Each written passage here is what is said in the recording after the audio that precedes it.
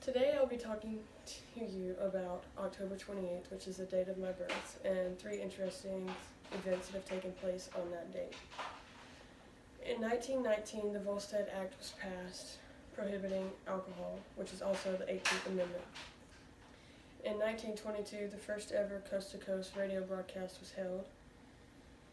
And in 2009, the Ares 1X rocket was launched, starting the Constellation program for NASA. The Volstead Act, which was passed in 1919, also the 8th Amendment, was passed even though President Woodrow Wilson vetoed the passing of the amendment. Due to the passing of the amendment, which prohibited alcohol, there was an increase in the crime rate due to bootleggers. Bootleggers would produce and sell alcohol without any form of regulation or taxes on the products in which they were selling. The government tried to place a really high tax on alcohol so it would bring in more money to them, but with bootleggers making and selling their own alcohol, there was no form of tax, so it was 100% profit for them. On to the first ever coast-to-coast radio broadcast in 1922.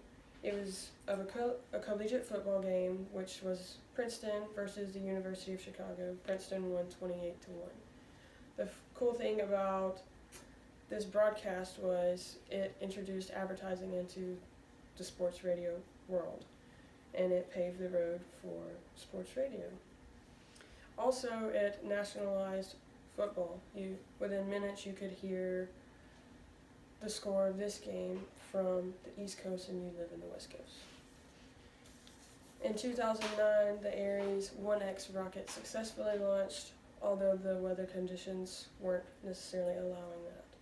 There were many delays due to the weather. The clouds that were causing the delay could have messed with the radio signals in the rocket, and if we didn't have radio signals to the rocket, we wouldn't have been able to launch it. It would have been a no-go.